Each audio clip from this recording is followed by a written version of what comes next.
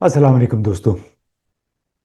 افغانستان میں پاکستان کے سابق سفیر طارق عزیز الدین تحریک طالبان پاکستان کے پہلے سرکاری وکٹم تھے، یعنی وہ پہلے سرکاری افسر تھے جنہیں باقاعدہ اغوا کیا گیا، اور بظاہر یہ اغوا برائے تاوان اور ٹی ٹی پی سے جڑے گرفتار شدہ لوگوں کی رہائی کے مطالبے کے ساتھ۔ اب آج طارق عزیز الدین صاحب مرحوم ہو گئے، اس دنیا میں نہیں رہے۔ انتہائی حلیم طبع اور شفیق انسان تھے، بڑے دبنگ افسر بھی تھے۔ ترکی میں بھی طارق عزیز الدین صاحب نے سفارت کا کام سر انجام دیا، اور گزشتہ سال ہم نے طارق صاحب کے ساتھ ایک تفصیلی انٹرویو کیا تھا جس میں انہوں نے اپنے اغوا کی کہانی، اس وقت یہ خیبر ایجنسی ہوا کرتی تھی، افغانستان جا رہے تھے، تو انہوں نے اس کہانی کا بڑا زبردست احاطہ کیا تھا۔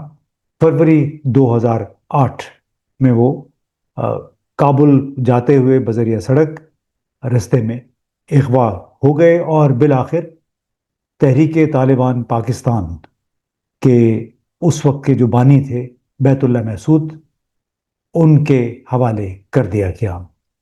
اب جیسے میں نے کہا کہ یہ پہلے پاکستانی سفیر یا پہلے پاکستانی سرکاری افسر تھے جو اس طرح ٹی ٹی پی کے ہتھے چڑھ گئے۔ اب ہم نے اس انٹرویو کے دوران ان سے پوچھا، ابتدا ایسی ہوئی کہ کیا آپ کو ٹی ٹی پی سے خطرہ نہیں تھا؟ تو انہوں نے کہا کہ نہیں، میرے تو کچھ وہم و گمان میں بھی نہیں تھا، اور ان دنوں ابھی ٹی ٹی پی کا اتنا ہم نے چرچا نہیں سنا تھا۔ غالباً اس کی بنیادی وجہ یہ تھی کہ تحریک طالبان پاکستان 13 دسمبر 2007 کو وجود میں آئی۔ بیت اللہ محسود، حکیم اللہ محسود اور کچھ اور لوگوں نے اس کی بنیاد رکھی جنوبی وزیرستان میں، اور اس کے بعد یہ سرگرم ہوئے۔ انہوں نے القاعدہ اور افغان طالبان اور اس کے ساتھ ساتھ بہت سارے ایسے گروہوں کے ساتھ گٹھ جوڑ کیا جو افغانستان کے اندر جنگ میں مصروف تھے، لیکن پاکستان کی ریاست کے خلاف بھی ایک نئے جہاد کا، ایک نئے جنگ کا آغاز کر رہے تھے۔ بنیادی طور پہ یہ پراکسی جنگ تھی، وہ پراکسی جنگ جو بھارت نے، میں سمجھتا ہوں، پاکستان کے خلاف شروع کی، اور اس کا ذکر بیت اللہ محسود نے بالواسطہ طور پہ طارق عزیز الدین صاحب کی جو ان کی محبوس ہونے کے دوران ان سے بالواسطہ طور پہ ذکر بھی کیا۔ 17 مئی 2008 کو طارق صاحب کو رہائی ملی۔ کہا گیا تھا کہ اس وقت کے وزیر داخلہ نے کہا تھا کہ اس میں کوئی لین دین نہیں ہوا ہے، لیکن طالبان کے ذرائع نے یہ دعویٰ کیا تھا، مختلف اخبارات میں چھپا بھی تھا، کہ انہیں 20 کروڑ روپے ادا کیے گئے اور اس کے بدلے 50-55 طالبان جنگجو تھے، ان کو رہائی ملی۔ اس انٹرویو میں میں نے ان سے پوچھا کہ آپ ذرا احوال بتائیں کہ یہ آپ کے ساتھ یہ واقعہ کیسے پیش آیا۔ تو یہ میں نے سنا کہ انہیں خراج تحسین پیش کرنے کے لیے یہ بھی ایک طریقہ ہے کہ ان کا انٹرویو آپ کے ساتھ دوبارہ شیئر کر لے۔ تو آئیے دیکھتے ہیں کہ طارق عزیز الدین صاحب مرحوم نے ہمیں اپنے اغوا ہونے کے حوالے سے کیا بتایا، ان پہ کیا گزری 17 مئی رہائی تک۔ اسلام آباد سے بائی روڈ پشاور چلا جاؤں گا، اور پشاور سے میں ICRC کا جہاز پکڑ کے اور کابل چلا جاؤں گا۔ ساتھ میں ایک ایسینشل ایلیمنٹ یہ بھی ہے میرے ادھر ادھر حرکت کرنے کا، کہ مجھے سیکیورٹی ایجنسیز نے نصیحت کی تھی کہ آپ اپنی موومنٹ کے پلانز کسی کے ساتھ شیئر نہ کیا کریں، اور جو شیئر کرتے ہیں پھر اس کے برعکس کریں۔ تو میں نے فیصلہ کیا کہ میں پبلکلی کہ میں ICRC کے جہاز میں جاؤں گا۔ ICRC والوں نے کہا کہ ہمارے پاس ایک سیٹ ہے، آپ تنگ بیٹھیں گے، یہ وہ، لیکن وہ انہوں نے مجھے کہا تھا۔ تو میں لاسٹ منٹ پر اپنے ڈرائیور کو اور اپنے گن مین کو میں نے کہا تھا کہ مجھے ایئرپورٹ لے جانا ہے۔ وہ ایئرپورٹ کی طرف ہم نکلے ہی تھے تو میں نے کہا چھوڑو ایئرپورٹ، چھوڑو، سیدھا چلو کابل کی طرف چلو۔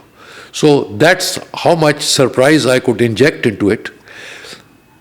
صرف یہ ہے کہ میں نے جب ان کو کہا کہ کابل چلے تو میں صرف کہا کہ 1 سیکنڈ صبر کرو، میں اپنا بیگ اندر سے لے آؤں.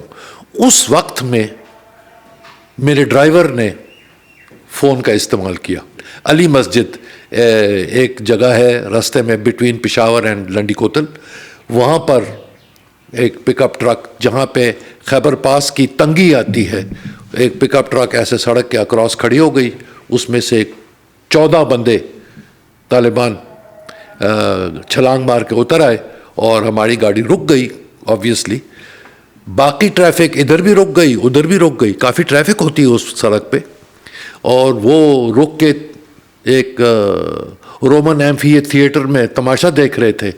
انہوں نے آ کے پہلے میرے گن مین کو کالر سے پکڑا اور بندوق اس کے ہاتھ سے لے لی. اب وہ تنگ جگہ میں فرنٹ سیٹ میں بیٹھا ہوا بندوق کے ساتھ کرتا کیا، کرتا بھی تو کیا کرتا. 14 بندے آگے سے کھڑے جن کے پاس راکٹ لانچرز بھی تھے اور سوئسائڈ بیلٹس بھی تھے. تو اس کو اتارا، بندوق اس کی لے لی. پھر مجھے آ کے یہاں سے کالر گریبان سے پکڑا اور مجھے بھی اتار دیا، تمیزی کے ساتھ اتارا. میری اینک بھی گر گئی، ٹوٹ گئی. میں نے ان کے اوپر چیخے بھی مارے، ڈانٹ بھی لیا، کیونکہ ابھی میں اس سچویشن کے لیے بالکل تیار نہیں تھا. میں تو پاکستان کے اندر تھا اور پاکستان کے ساتھ میرا یہ حشر ہو رہا ہے. تو مجھے بڑی حیرانگی ہوئی، یہ کر کیا رہے ہیں. تو جب میں نے اس کو ڈانٹا، اس نے رائفل کا بٹ پکڑ کے میرے سر پہ مارا اور میں نے اس کو دیکھ کے پھر گھورا اس کو، تو اس نے ایک بٹ اور مار دیا. تو وہ انہوں نے مجھے 2 دفعہ بٹ مار کے اور کھینچ کے اور اپنی پک اپ ٹرک میں انہوں نے بیک سیٹ پر بٹھا دیا. اور میری گاڑی جو تھی، وہ ڈرائیور کو بھی اتار دیا، اس کو بھی ہمارے ساتھ بٹھا دیا. اور میری گاڑی جو تھی ان میں سے ایک طالب بیٹھ گیا اور وہ ہم بس ایسے پشاور لنڈی کوتل روڈ سے ایسے کر کے گاڑیاں سڑک سے اتاری. نہ وہاں پر کوئی سڑک تھا، نہ کوئی پٹ ڈنڈی تھی، نہ کوئی پرانے ٹریکس کے نشان تھے، کچھ بھی نہیں تھے. اور وہ اس پہ ہم چڑھ گئے اور اگلے 11 گھنٹے ہم ڈرائیو کرتے، کراس کنٹری ڈرائیونگ کرتے کرتے تیرا پہنچ گئے. تیرا پھر 19 دن تیرا میں انہوں نے ہمیں رکھا. حکیم اللہ مسعود کڈنیپنگ کے دوسرے دن آیا، میرے سے ملا اور انتہائی دوستانہ رویے کے ساتھ اس نے میرے ساتھ بات چیت کی. وہ ایک پہاڑی پر انہوں نے مجھے چڑھایا تھا، 2-3 کوٹھے تھے وہاں پر، اس میں رکھا تھا. تو چڑھتے وقت میں نہیں چڑھ سکا، میں لیدر سول جوتے پہنے ہوئے تھے اور برف پڑی ہوئی تھی گھٹنے گھٹنے تک، تو میں نہیں چڑھ سکا. میں ایک قدم آگے رکھتا، پاؤں پھسل کے واپس پیچھے آ جاتے. تو ایک طالب ان 14 میں سے ایک تھا جس نے پتہ نہیں میرے لیے کوئی ہمدردی اس کے دل میں تھی یا کیا تھی، وہ آ کے میرے پیچھے بیٹھ گیا، میرے دونوں گٹے بیٹھ گیا زمین پہ، میرے دونوں گٹے اس نے پکڑ لیے اور 4 وہیل ڈرائیو کی طرح وہ مجھے ایسے دھکیلتا ہوا اس نے اور پہاڑی کو چڑھایا مجھے اس نے. تو وہاں پر جب حکیم اللہ آیا تو حکیم اللہ نے معافی مانگی اور کہا کہ ہاتھ دو مجھے اور ہاتھ ملائیں اور ہمیں معاف کر دیں. تو میں نے کہا معاف تو میں تب کروں گا جب مجھے یہاں سے واپس لے جاؤ لنڈی کوتل روڈ پر، اور وہاں پر ہاتھ ملائیں گے، آپ اپنا راستہ پکڑو میں اپنا راستہ پکڑوں گا. کہتا ہے ماموں یہ تو ہم نہیں کر سکتے. ماموں کہنا شروع کر دیا مجھے. ادھر سے پھر مجھے جنوبی وزیرستان میں ایک گاؤں ہے جس کا نام ہے سڑاروغا میں لے گئے اور وہاں پر ایک اگین طالب، چھوٹا کمانڈر 5-10 آدمیوں والا، اس کا نام تھا فائدہ میر اور ایلیس تھا اس کا ملنگ. تو اس کے گھر میں ہمیں ڈال دیا. اس کے پاس بھی ایک انڈر گراؤنڈ کھودا ہوا، کوئی کانکریٹ نہیں تھے، بس اس کے اندر ہمیں گھسا دیا. اور پھر باقی 97 میں سے 19 مائنس کریں تو باقی دن ہم نے وہاں گزارے. انٹرویو کے دوران ظاہر ہے طارق عزیز الدین صاحب نے بہت ساری باتیں بتائیں، تفصیلی گفتگو تھی، لیکن میں نے ان سے یہ بھی پوچھا کہ جب وہ بیت اللہ محسود سے پہلی مرتبہ ملے، وہ ان کو ماما کہتا تھا، یعنی ماموں. پشتو کلچر میں عام طور پہ جو قریبی رشتہ ہے وہ ماموں کا ہی ہے، اور عام طور پہ لوگ ماموں کے نام سے پکارتے ہیں اپنے قریبی رشتہ داروں کو. تو میں نے ان سے پوچھا طارق صاحب سے کہ ان کی بیت اللہ محسود کے ساتھ ملاقات کب ہوئی، اور یہ کہ انہوں نے قید کے دوران یہ وقت کیسے کاٹا. دو دفعہ ملاقات وہ مجھے کرنے آیا، اور پھر جس دن میں جا رہا تھا واپس، اس کے کہنے پر مکین سڑاروغا سے 40 کلومیٹر دور ایک چھوٹا سا شہر ہے، ٹاؤن شپ مکین اس کا نام ہے.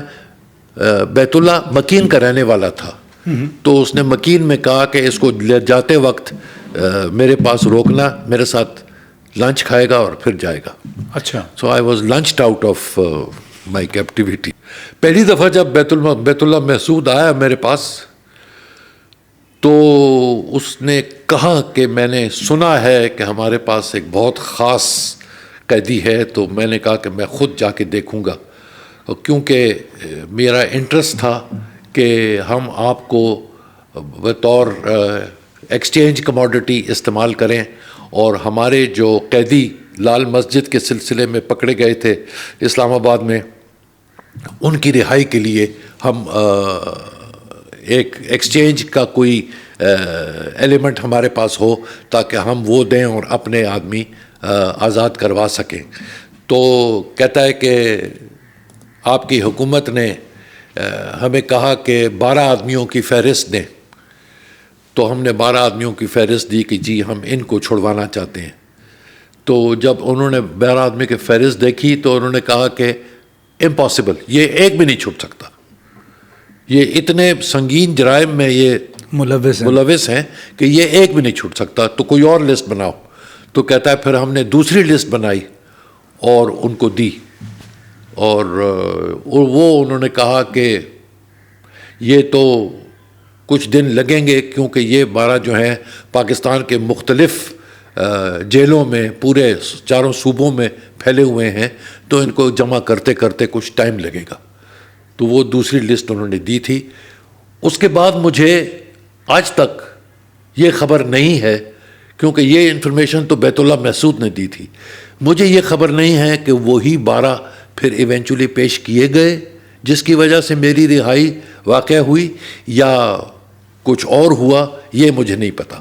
اچھا. لیکن بیت اللہ کے پہلی ملاقات کے بعد چند دنوں بعد مولوی ولی الرحمن، جو اس وقت ڈپٹی تھا وہاں پر مقامی بیت اللہ کا، وہ میرے پاس آیا.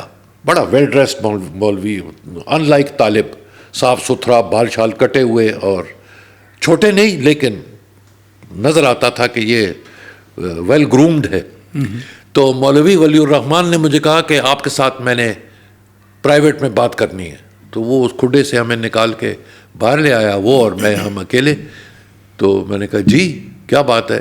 تو کہتا ہے کہ آپ کی رہائی کے بارے میں نے ڈسکشن کرنی ہے. میرے ساتھ کیا ڈسکشن کرنی ہے؟ تو کہتا ہے کہ وہ یہ ہے کہ ہمیں رقم چاہیے آپ کے چھوڑنے کے لیے. اچھا، تو میں تو رقم نہیں دے سکتا، میرے پاس تو ایک ٹیڈی پیسہ جو تھا وہ بھی آپ نے لے لیا میرے سے، تو میں تو رقم نہیں دے سکتا. انہوں نے کہا کہ نہیں، وہ آپ اپنے حکومت کو کہیں. کیسے کہوں؟ وہ بندوبست کرتے ہیں. کیا رقم اب میں نے بتانی ہے؟ 40 کروڑ روپے. اوکے. ولی الرحمان نے کہا. تو میں خود حیران ہو گیا 40 کروڑ سن کے. میں نے کہا 40 کروڑ، 40 لاکھ کوئی نہیں دے گا میرے لیے، 40 کروڑ کس لیے دیں گے؟ تو کہتا ہے آپ کہہ تو دیں نا. میں نے کہا کس پر؟ تو اس نے اپنی جیب سے سیٹلائٹ فون نکالا، جو میرا سیٹلائٹ فون تھا. اچھا. جو انہوں نے چھینا ہوا تھا اور اپنی جیب میں رکھا ہوا تھا. تو وہ سیٹلائٹ فون نکالا اور اس نے کہا کہ آپ اس پر فون کریں. اب میں بات کرنا چاہتا تھا فارن سیکرٹری ریاض محمد خان کے ساتھ. نمبر مجھے کہاں یاد.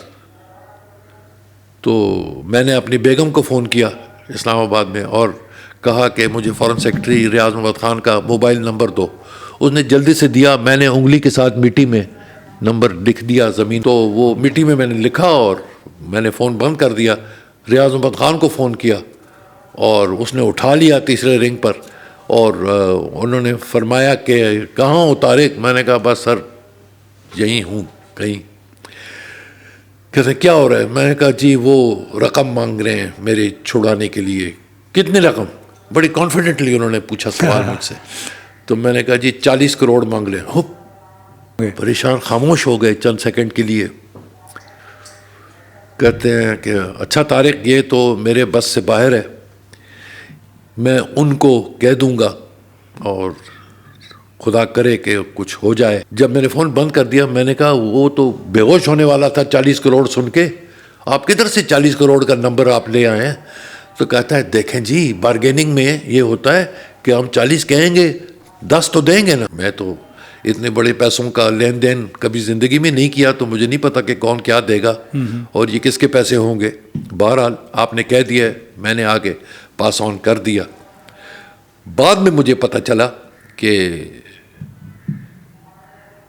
6 کروڑ تک بات بنی تھی، لیکن یہ سنی سنائی ہے. بس ایک دن ایسے ہی ایک عام دن تھا، اچانک وہ جو طالب جو میری حفاظت کے لیے سو کالڈ بیٹھے ہوئے تھے، وہ یہ تھا کہ ہم کہیں بھاگ نہ جائیں.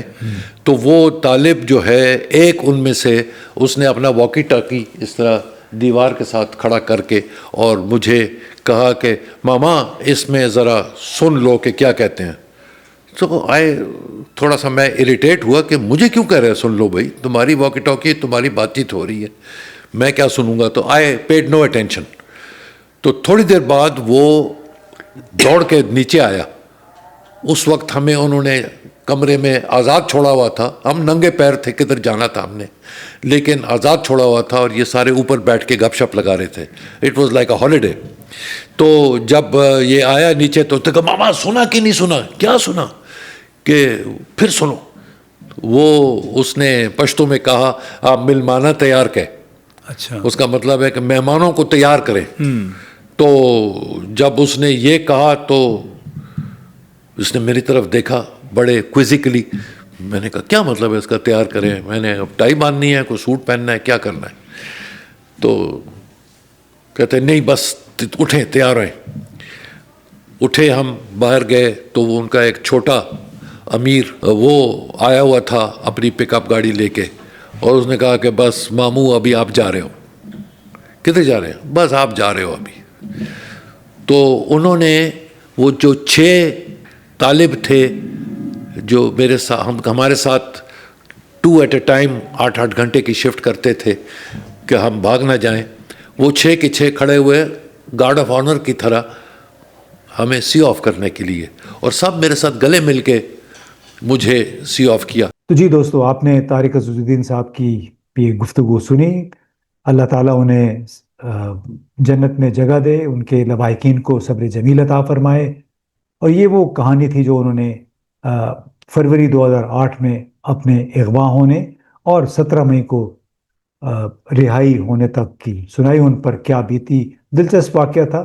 بہرحال یہ وہ زمانہ تھا جب ٹی ٹی پی سر اٹھا رہی تھی، اور آج آپ دیکھیے کہ ٹی ٹی پی نے بلوچ لبریشن آرمی کے ساتھ مل کے پاکستان میں کیا ادھم مچا رکھا ہے، کس طرح پے در پہ حملے کیے جا رہے ہیں پاکستان کے سپاہیوں پہ، پولیس والوں پہ اور نہتے شہریوں پہ. بہت بہت شکریہ.